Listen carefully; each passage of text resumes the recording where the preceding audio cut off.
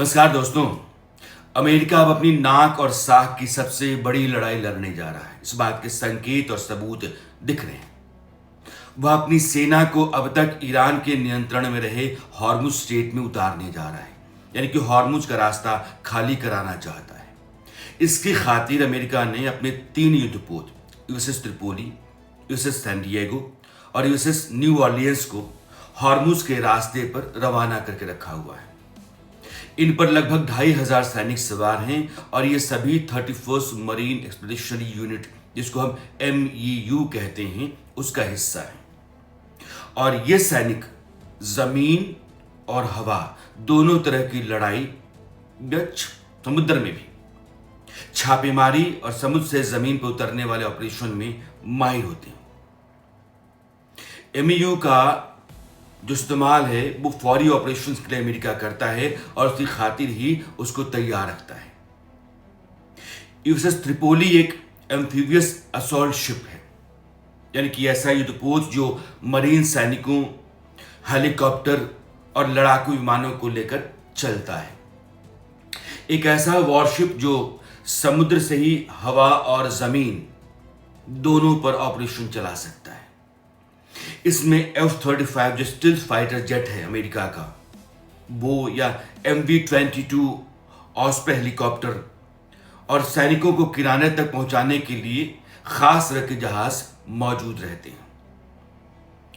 ये सभी जापान के ओकिनावा के पास तैनात रहते हैं। इनकी तैनाती वहीं है, लेकिन अब वो रास्ते पर हैं और हिंद महासागर से होते हुए ओमान की खाड़ी की तरफ बढ़ रहे हैं।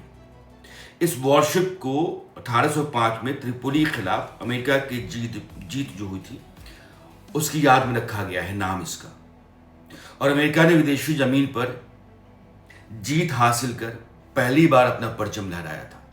इसलिए त्रिपोली की जीत में यूएसएस त्रिपोली वॉरशिप को याद किया जाता है।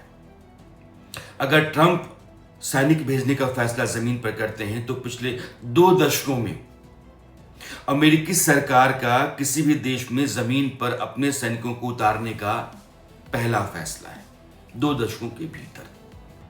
अगर अमेरिकी वेबसाइट एक्सियोस की रिपोर्ट को मैं आपके सामने रखूं या उसका हवाला दूं तो ट्रंप सरकार ईरान के खार द्वीप पर भी कब्जा करने या उसे घेरने की तैयारी कर रही है या उसकी योजना पर विचार कर रही है। मतलब 2 बातें, एक तो हॉर्मुज का पूरा रास्ता साफ किया जाए, उस पर नियंत्रण अपना रखा जाए, और जो सांस है या हार्ट है ईरान का, खार्ग, उस खार्ग द्वीप पर कब्जा किया जाए, उसको भी अपने नियंत्रण में लिया जाए। इसलिए पहले खार्ग की बात करते हैं और ग्राफिक्स आपके सामने है। खार्ग द्वीप आपको दिखाई पड़ रहा है। ईरान की सीमा से लगभग 25 किलोमीटर के फासले पर खार्ग द्वीप है और यहाँ लगभग 90% तेल ईरान का निर्यात यहाँ से होता है और हर दिन 70 लाख बैरल तेल लोड करने की क्षमता है। अमेरिकी प्रतिबंधों के बावजूद ईरान ने यहां से ऊर्जा निर्यात के जरिए लगभग 78 अरब डॉलर की कमाई की थी। इसी आय से ईरान में नौकरशाहों और सैनिकों का वेतन चुकाया जाता है और जो सैनिक अभियान होते हैं उन अभियानों के लिए खर्च भी। ईरान के उन इलाकों में जहां तेल और गैस निकलती हैं वहां से पाइपलाइन खार्ग तक आती है, इसलिए यहां स्टोरेज भी गैसेस एंड क्रूड ऑयल का बड़ा होता है। अब बात हॉर्मुज की करते हैं।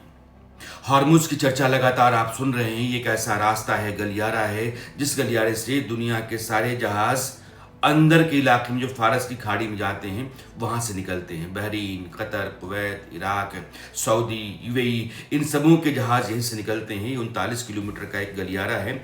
इसमें लगभग 33 किलोमीटर का ही, और इसमें 3 किलोमीटर जो दायरा है उस दायरे में गहराई ज़्यादा है, 90 मीटर के आसपास की, इसलिए वहाँ से जहाज सारे निकलते हैं। एक दिन में 2 करोड़ बैरल तेल लेकर के यहाँ से जहाज निकलते हैं और इसके ऊपर नियंत्रण जो है ईरान का है। ईरान कह रहा है कि जिन देशों के साथ हमारी मर्जी है या जिन पर हमारी सहमति है उनके जहाज तो निकल जाएंगे, जैसे चीन के निकलते रहे हैं। लेकिन बाकी देशों की नहीं निकलेंगी जब तक हम नहीं चाहेंगे। तो अमेरिका के जितने भी समर्थक या साथी देश हैं उनका, और जो देश अंदर हैं अरब के, जिन देशों का तेल और गैस बाहर भेजना बंद हो चुका है और वो अमेरिका का साथ दे रहे हैं, उन लोगों के लिए मुसीबत है। और दुनिया में जो हाहाकार है इसी के कारण है। और इसी हॉर्मुज स्ट्रेट पर अब अपना कब्जा करने और नियंत्रण करने की तैयारी अमेरिकी सरकार कर रही है, डोनाल्ड ट्रंप। इसलिए जो 3 वॉरशिप भेजे जा रहे हैं ये हॉर्मुज में जाएंगे और यहाँ एक बड़ी लड़ाई अमेरिका लड़ेगा, इस बात का अंदेशा बढ़ता चला जा रहा है। कुछ जानकारों की राय यह है कि अमेरिका को सीधे ईरान की जमीन पर या खाग द्वीप पर कब्जा करने की कोई जरूरत नहीं है। अभी आज की तारीख में जो प्राथमिकता होनी चाहिए वो ये है कि वह अपने युद्धपोतों और लड़ाकू विमानों को हॉर्मुज स्ट्रेट पर तैनात करे, उस पूरे इलाके को अपने नियंत्रण में ले, ताकि दुनिया के तमाम जहाज जो तेल और गैस लेकर के निकल रहे हैं अलग अलग देशों को, वो आ जा सकें। और यह जो संकट है गैस का और तेल का दुनिया के ऊपर और लगातार तेल के दाम के बढ़ते जाने का, उससे निजात मिल सके। एक और वजह इस मिशन की, उसकी भी चर्चा है कि ईरान के पास एनरिच्ड यूरेनियम है। 950 पाउंड यूरेनियम ऐसा है जिसके जरिए वह परमाणु बम बना सकता है।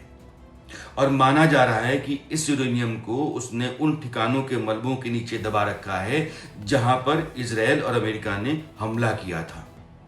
इसलिए अपने सैनिकों को जमीन पर उतार करके उन ठिकानों तक या मलबे तक पहुंचा करके उस यूरेनियम को बाहर निकाल करके ईरान को कहीं अपाहिज करने की तैयारी भी अमेरिका की है, ताकि परमाणु बम वो नहीं बना सके।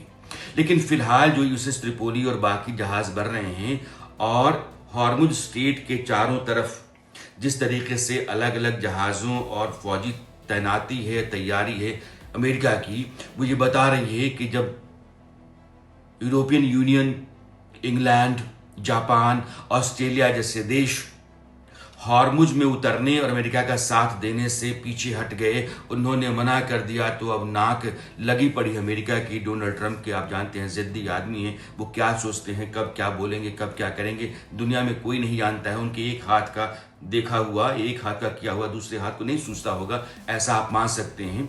तो उनको लग रहा है कि अब अमेरिका की इज्जत जो है उस पर बट्टा लग रहा है।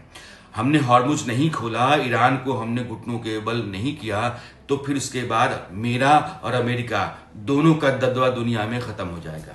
और ये वो चाहेंगे नहीं। जिस मानसिकता के नेता हैं और जिस तरह के जिद्दी नेता हैं डोनाल्ड ट्रंप, मैं उनको सनकी कहता हूं, वो इस मोड़ पर हॉर्मुज को खाली कराए बगैर और खाड़ पर अमेरिका का नियंत्रण जमाए बगैर नहीं मानेंगे, चाहे कीमत जो भी चुकानी पड़े।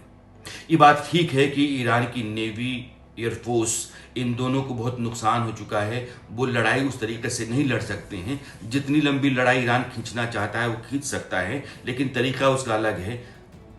हाँ, हॉर्मुज स्ट्रेट में जाने के बाद अगर स्ट्रेट में नीचे तबाही का साजो सामान ईरान ने बिछा रखा है जिसकी आशंका है, तो नुकसान हो सकता है। अब उस बड़े नुकसान की चिंता है डोनाल्ड ट्रंप को, या फिर अमेरिका की जो फौजी साख दुनिया में है या उसका दबदबा है और अमेरिकी राष्ट्रपति की जो ताकत है उसकी फिक्र है। जाहिर है जो दूसरा विकल्प है उसकी फिक्र ज्यादा है। इसलिए अब हॉर्मुज स्ट्रेट और खाड़ द्वीप समूह जो उसी इलाके में है उसके ऊपर अमेरिकी फौज का नियंत्रण और पूरे रूट के ऊपर हमेशा के लिए अमेरिकी दबदबा बन जाए। अमेरिका के कहने से और अमेरिका के नियंत्रण से जहाज़ों का आना जाना संभव हो सके, यह एक बाजी अमेरिका के हाथ में दे करके डोनाल्ड ट्रंप उस सभी नुकसान की भरपाई भी करना चाहेंगे। लेकिन ये लड़ाई और दुनिया के सामने का संकट गहरा रहा है, खतरनाक हो रहा है।